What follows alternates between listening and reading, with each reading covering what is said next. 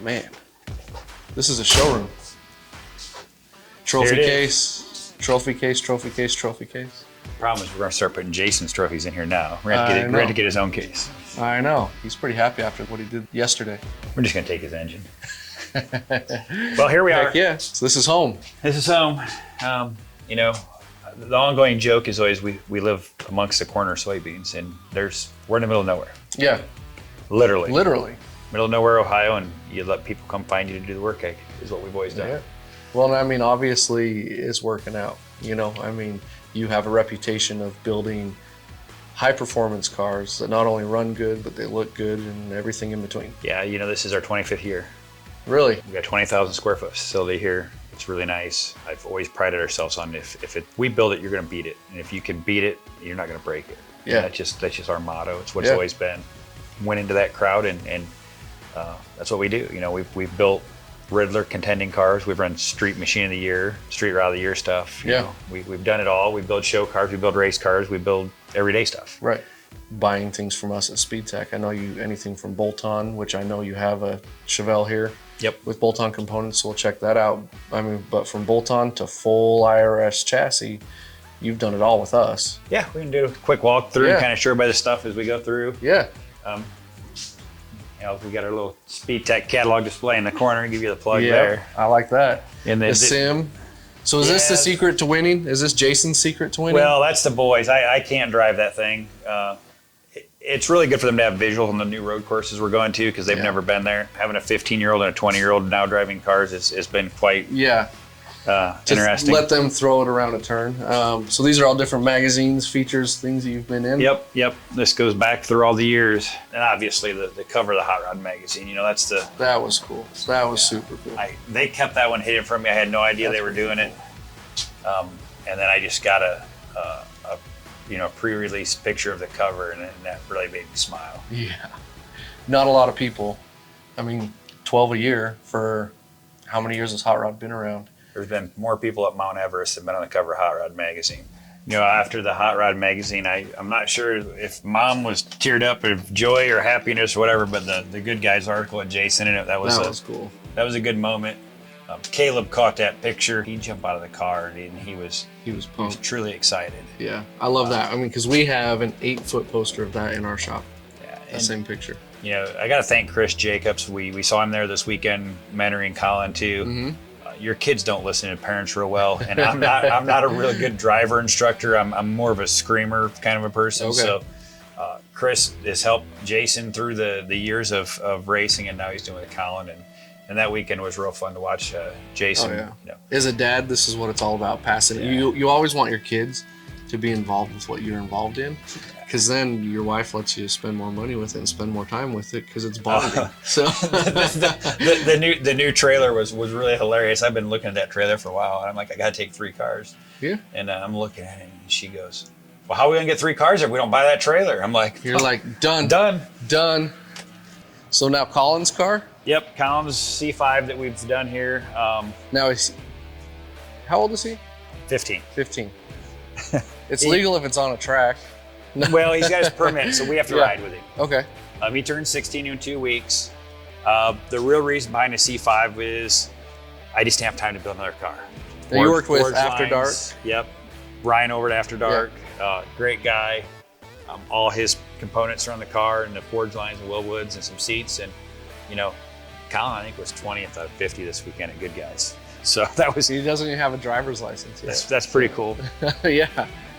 One of the biggest things we get is we'll use a silver Chevelle. He buys this car at Meekham's auction. It's got a big block in it. Yep. Doesn't ride right. Doesn't drive good. What do you do? Right. You don't want to tear it apart, repaint it, put a full chassis. And some of these guys don't want a car that's show car. They want to drive it. So, you know, there's all of his old parts sitting over there. So we put a Holly Terminator on it. We put all bolt-on Speedtech suspension kit on it. We put the forge line, some Willwood brakes. Looks like some new steering components maybe. Yep, all new steering parts. You know, all that stuff's all on it. So now it's tight. Yeah. It rides right. It drives great. It's got fuel injection on it. It doesn't run hot. It looks great. I mean, yeah. I mean, because if he bought it, we know how the auction cars can be. Oh yeah, you got to unauction them. Yeah.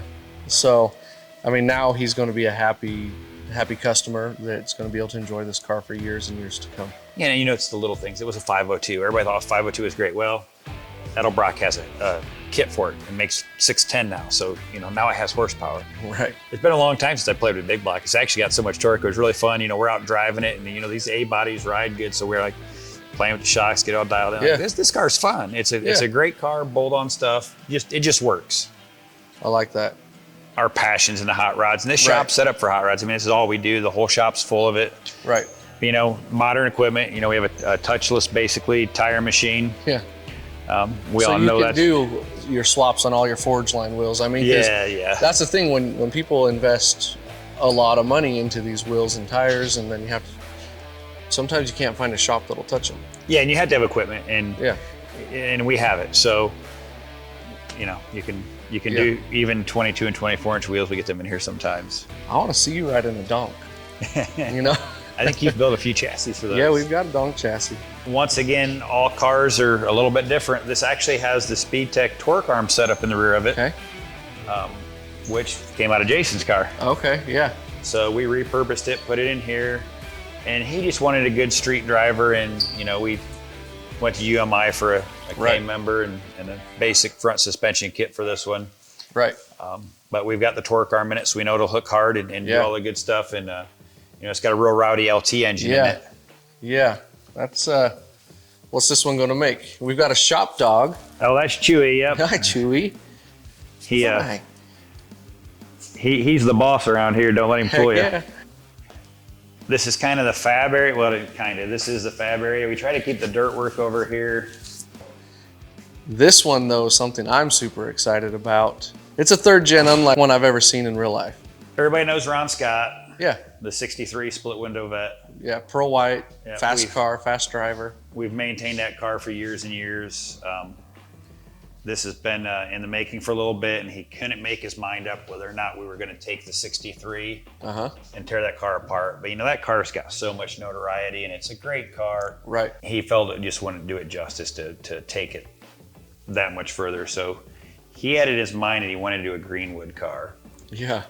So he found the big hipped Greenwood car, and we're gonna make a badass car out of this one. Yeah. This is the light Extreme XS. chassis. Yeah, the Extreme XS. So it's lighter weight, 20% lighter, it's stronger. And then additionally in the front, you've got your brake ducts. Yeah. So you have your cooling, which is, you run the same front end essentially, you know, the subframe version. Yeah, the prototype subframe, we were the first ones to have it, and it's been in that car for a long time now. We've had no issues. We're gonna run a DCT in this car. Okay, I mean, so it's gonna be full out race car. Oh yeah, it's getting a nasty 440-inch LS in it. Okay. Yeah, it's gonna be. Well, and Ron can drive the heck out of a car anyway, so. We're kind of moving things around in the shop right now. We can't make our mind up on Colin yet. I found a really clean, rust-free third gen that just has bad paint on it, so maybe we'll do another third gen, but, you know, I think he's really wanting a first gen. An old Nova project of mine. My original truck's sitting here. So this is the one when you were 14, 15 years old, you started picking up from your dad? Yep. It was a aqua green long bed. I couldn't afford a short bed, so we got an OBS bed and fit it on here. What's funny about this has probably had more magazine coverage than any vehicle ever. Really? It was in every single magazine printed. That's pretty And cool. some of them multiple times. It was in Hot Rod. Okay. It was the first truck ever in Hot Rod. Really? Yeah.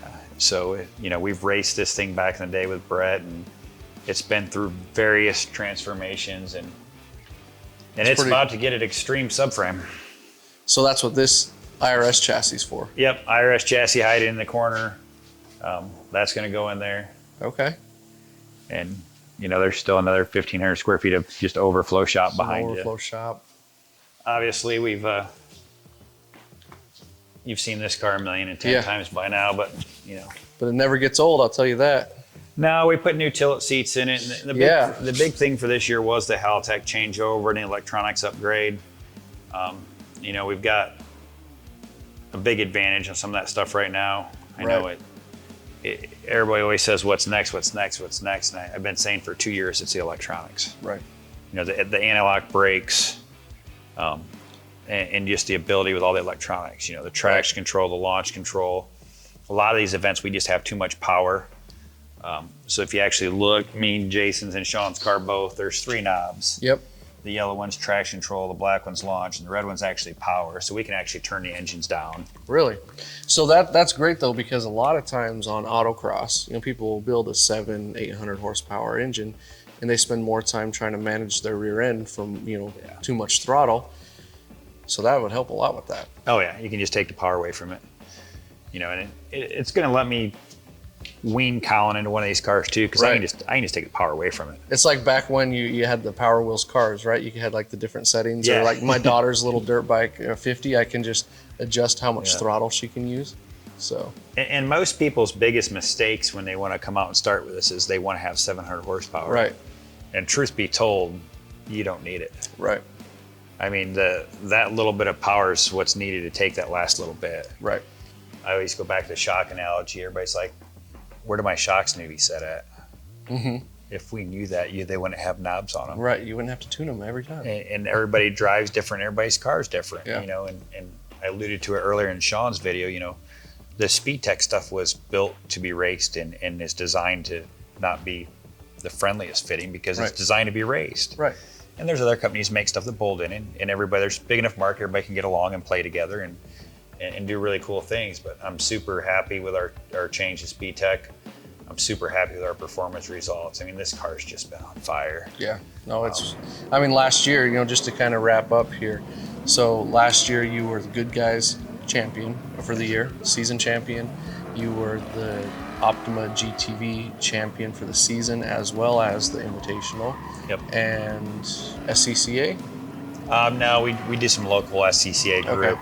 Okay. We won their points deal too, but it's not like a national deal. Right. But so we've also won 2 Optima races this year and have the points are pretty much well done. So right. Yeah. So I mean, I feel like again with minimal tuning, you do have this car pretty dialed in to where you're at. You can do some maintenance here or there as you're on the track, as you're between sessions. You're pretty dialed. Yep. And going backwards a few sentences, this is the first time I've ever said I think it's time to put more power in the car. Perfect. No, we're excited. So tell everybody where they can find you, how they can get a hold of you, all the things. Smitty's Custom Auto is our Facebook, Instagram, YouTube channels, all that's under that. The kids all run it. I have to stay off of it some. It eats up too much of my time. But yeah, come like us, follow us. We appreciate the views and clicks. And if you're in beautiful Tiffin, Ohio, come swing by the cornfield and see Smitty. Come off the beaten path. Yep. Awesome. Thank you. Thank you.